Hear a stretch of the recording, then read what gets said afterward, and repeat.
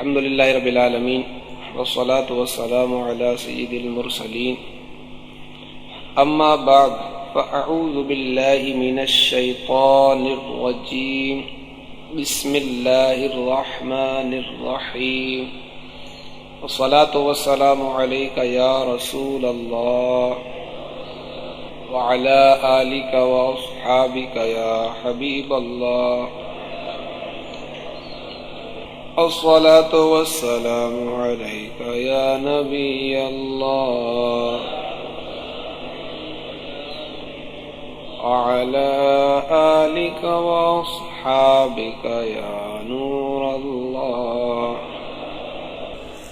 جنت وہ ایک ایسا مکان تھا کہ جو اللہ تبارک و تعالیٰ نے اپنے نیک بندوں کے لیے جن سے وہ راضی ہے ان کے لیے بنایا ہے، اور یہ ایک ایسا مکان ہے کہ جو اللہ تبارک و تعالیٰ کے قہر و جلال کا مظہر ہے۔ وہ اللہ تعالیٰ کی رحمت کا مظہر تھا جنت، اور یہ اس کے قہر و جلال کا مظہر ہے۔ جس طرح اس کی رحمت و نعمت کی انتہا نہیں کہ انسانی خیالات، تصورات جہاں تک پہنچے وہ ایک شمع ہے، وہ ایک شمع ہے، شمع، شین میم ہا، شین میم ہا اور دو چشمیہ۔ تو جہاں تک انسانی خیالات، تصورات جہاں تک پہنچے وہ کیا ہے؟ ایک شمع۔ شمع مانے تھوڑی سی چیز، قلیل، ادنا مقدار، اس کی بے شمار نعمتوں سے، یعنی انسانی خیالات و تصورات جہاں تک پہنچ سکتے ہیں، وہ جہاں پر پہنچیں گے وہ اللہ تبارک و تعالیٰ کی نعمتوں کے مقابلے میں کوئی اس کی گویا کہ قلیل مقدار انسانی تصورات اور خیالات بھی اللہ تبارک و تعالیٰ کی نعمتوں کو بے شمار، لا تعداد۔ اسی طرح اس کے غضب و قہر کی بھی کوئی حد نہیں کہ ہر وہ تکلیف و اذیت کے ادراک کی جائے، اس کا تصور کیا جائے، اس کا خیال کیا جائے،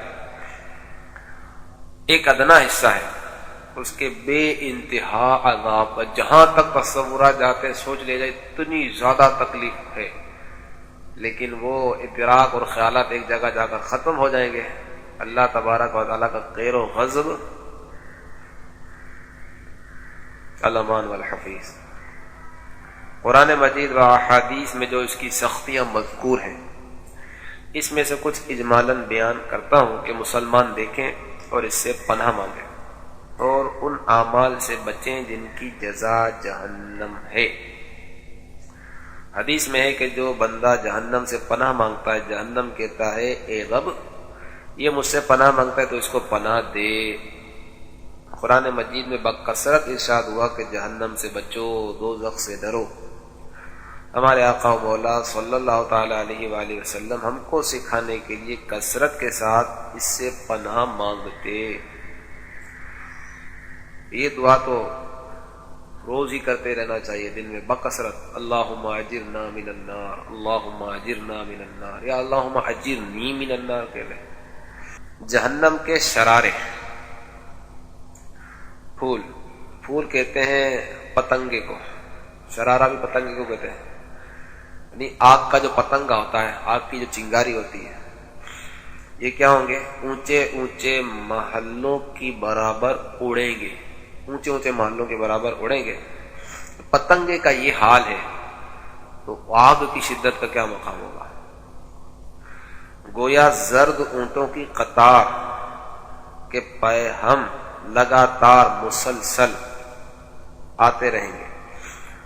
آدمی اور پتھر اس کا ایندھن ہے، آگ کا۔ جو دنیا کی آگ ہے اس آگ کے 70 جزوں میں سے ایک جز ہے، اتنی شدت والی جہنم کی آگ۔ جس کو سب سے کم درجے کا عذاب ہوگا اسے آگ کی جوتیاں پہنا دی جائیں گی، جس سے اس کا دماغ ایسا کھولے گا جیسے تانبے کی پتیلی کھولتی ہے۔ وہ جس پر یہ عذاب ہو رہا ہوگا سمجھے گا کہ سب سے زیادہ عذاب اس پر ہو رہا ہے، حالانکہ اس پر سب سے ہلکا ہے۔ سب سے ہلکے درجے کا جس پر عذاب ہوگا اس سے اللہ عز و جل پوچھے گا، ارشاد فرمائے گا اس سے کہ اگر ساری زمین تیری ہو جائے تو کیا اس عذاب سے بچنے کے لیے تو سب فدیے میں دے دے گا؟ عرض کرے گا ہاں، تو اللہ تعالیٰ ارشاد فرمائے گا جب تو پشت آدم میں تھا تو ہم نے اس سے بہت آسان چیز کا حکم دیا تھا کہ کفر نہ کرنا، مگر تو نے نہ مانا۔ یہ الست بربکم والے دن والے مقام پر جو میثاق ہوا تھا ساری ارواح انسانی سے، اس کا یہاں تذکرہ ہے۔ آدم علیہ السلام کی پشت اطہر سے جتنے بھی انسان دنیا میں آنے والے تھے سب کو نکالا گیا اور ان سے ارشاد فرمایا الست بربکم، کیا میں تمہارا رب نہیں ہوں؟ قالوا بلا، سب نے کہا کیوں نہیں، تمہارا رب ہے۔ اس دن جو ان سے عہد لیا گیا تھا، یہ دنیا میں آ کر وہ روحیں جو کفر میں جا پڑی، اس عہد کو بلا بیٹی۔ اللہ نے تو فرما دیا تھا کفر نہ کرنا، لیکن انہوں نے دنیا میں آ کر اس عہد کو جو کیا تھا اللہ کی بارگاہ میں وہ سب بھول گئے اور کفر کر بیٹھے۔ تو یہ اسی چیز کو بیان کیا جا رہا ہے کہ تجھے بہت آسان چیز کا حکم دیا تھا کہ کفر نہ کرنا، مگر تو نے نہ مانا، اب نہیں مانا تو عذاب۔ جہنم کی آگ 1000 برس تک دہکائی گئی، یعنی جلائی گئی، یہاں تک کہ وہ سرخ ہو گئی، پھر 1000 برس مزید دہکائی گئی یہاں تک کہ سفید ہو گئی، پھر 1000 برس تک مزید اس کو جلایا گیا یہاں تک کہ سیاہ کالی ہو گئی۔ اب وہ نیری سیاہ ہے، بالکل سیاہ۔ نیری کہتے ہیں صرف سیاہ، جس میں روشنی کا نام نہیں۔ اگر جہنم کی آگ میں کوئی تپش یا کوئی شدت والا معاملہ بالفرض نہ بھی ہوتا تو یہ اندھیرے والا عذاب بھی کوئی کم نہیں ہے۔ جبریل علیہ السلام نے نبی پاک صلی اللہ علیہ وسلم سے قسم کھا کر عرض کی کہ اگر جہنم سے سوئی کے ناکے کی برابر کھول دیا جائے تو تمام زمین والے سب کے سب اس کی گرمی سے مر جائیں۔ سوئی کے نوکے کے برابر اگر کھول دیا جائے تو یہ اس کی شدت۔ اور قسم کھا کر کہا کہ اگر جہنم کا کوئی داروغہ، نگران، ذمہ دار اہل دنیا پر ظاہر ہو تو زمین کے رہنے والے کل کے کل، یعنی سب کے سب اس کی ہیبت سے مر جائیں۔ اور بقسم بیان کیا، یعنی یہ بات بھی قسم کھا کر بیان کی کہ اگر جہنمیوں کی زنجیر کی ایک کڑی دنیا کے پہاڑوں پر رکھ دی جائے تو وہ پہاڑ کانپنے لگیں اور انہیں قرار نہ ہو، یہاں تک کہ نیچے کی زمین تک دھنس جائیں۔ یہ دنیا کی آگ جس کی گرمی اور تیزی سے کون واقف نہیں کہ بعض موسم میں تو اس کے قریب جانا شاق ہوتا ہے، پھر بھی یہ دنیا کی آگ خدا سے دعا کرتی ہے کہ اسے جہنم میں پھر نہ لے جائے۔ یہ آگ دعا کرتی ہے، مگر تعجب ہے انسان سے کہ جہنم میں جانے کا کام کرتا ہے کہ اس آگ سے نہیں ڈرتا جس سے آگ، دنیاوی آگ خود ڈرتی اور پناہ مانگتی۔ بے نمازی بکثرتیں، جھوٹ بولنے والے بکثرتیں، غیبت کرنے والے بکثرتیں، چغلیاں کھانے والے بکثرتیں، مسلمانوں کا دل دکھانے والے بکثرتیں، گناہ عام۔ دوزخ کی گہرائی کو خدا ہی جانے کہ کتنی گہری ہے۔ حدیث میں ہے کہ اگر پتھر کی چٹان جہنم کے کنارے سے اس میں پھینکی جائے تو اس کی گہرائی کا آپ سنیے کہ 70 برس میں بھی وہ چٹان جہنم کی تہ میں نہیں پہنچے گی۔ اور اگر انسان کے سر برابر سیسے کا گولا آسمان سے زمین کو پھینکا جائے تو رات آنے سے پہلے زمین تک پہنچ جائے. اگر انسان کے برابر سیسا جو ہے وہ آسمان سے پھینکا جائے، کہاں کی طرف؟ زمین کی طرف، تو صبح مثلا پھینکا گیا تو رات کے شروع ہونے سے پہلے، یعنی مغرب سورج کے غروب ہونے سے پہلے پہلے وہ سیسا جو ہوگا زمین پر پہنچ جائے گا. اور یہ کتنے برس کی راہ ہے؟ آسمان اور زمین کی 500 برس کی راہ. جبکہ اس کے مقابلے وہاں دیکھیے کہ پتھر کی چٹان کو چھوڑا جا رہا ہے اور 70 برس میں بھی اس کی تہ میں نہیں پہنچ رہی. کتنی گہرائی ہے جہنم کی. پھر اس میں مختلف طبقات، درجے، وادی اور کنویں ہیں. بعض وادی ایسی ہیں کہ جہنم بھی ہر روز 70 مرتبہ یا اس سے زیادہ ان سے پناہ مانگتا ہے. یہ خود اس مقام کی حالت ہے. اگر اس میں کچھ عذاب نہ ہوتا، یہی کیا کم تھا؟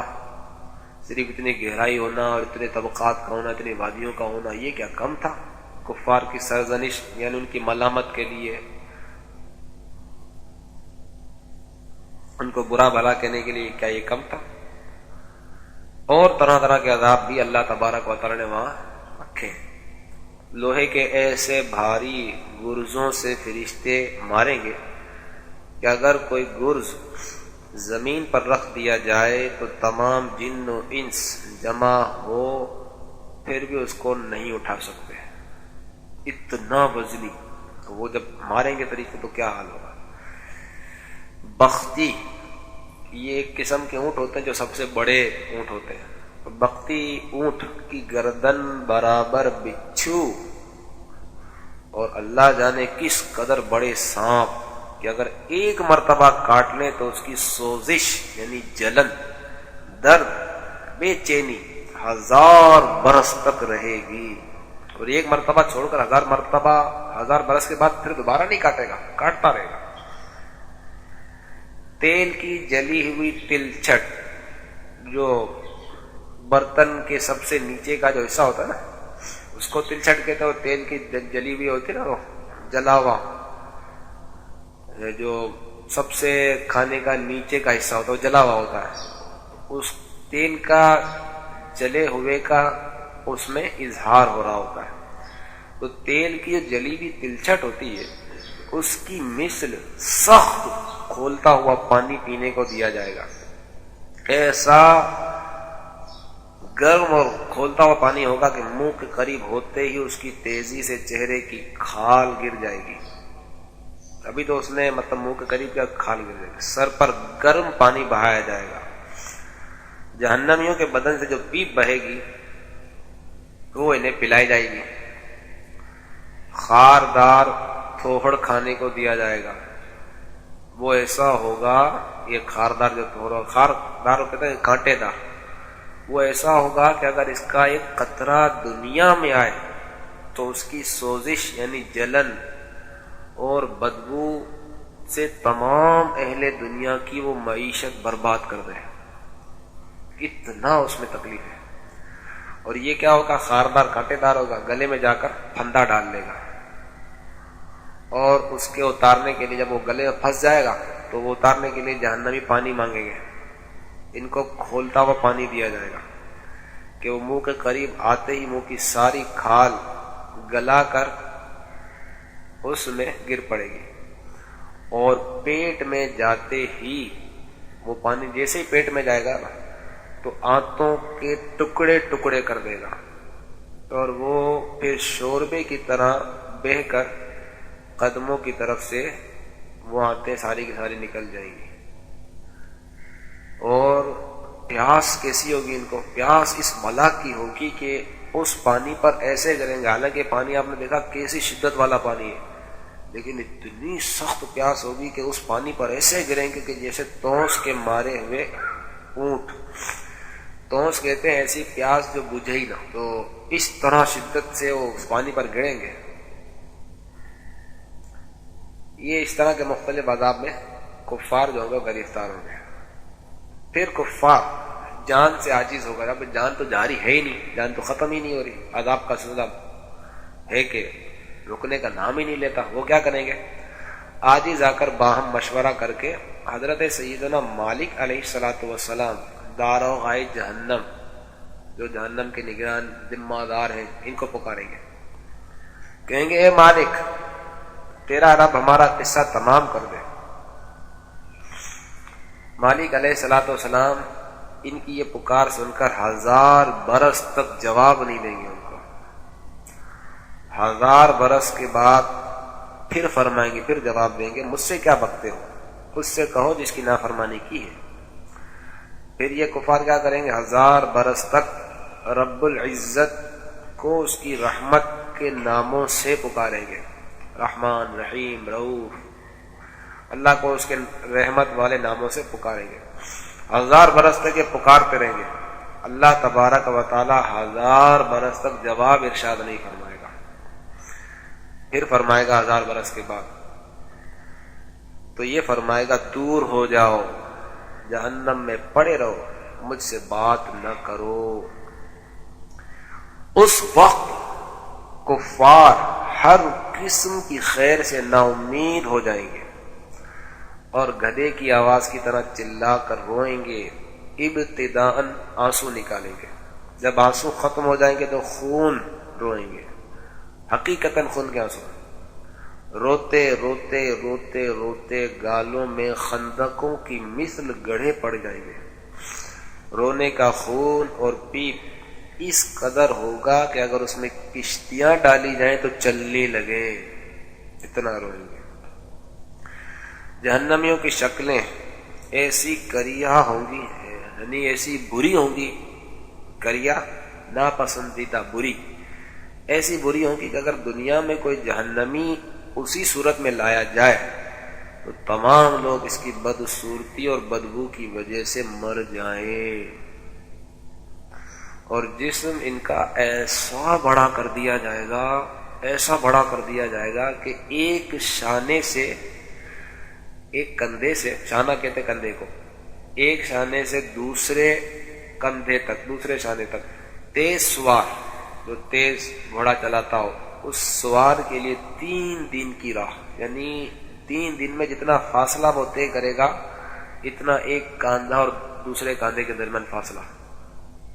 اور جسم جتنا لمبا, جتنا وسیع ہوگا, عذاب اتنا ہی سخت ہوگا.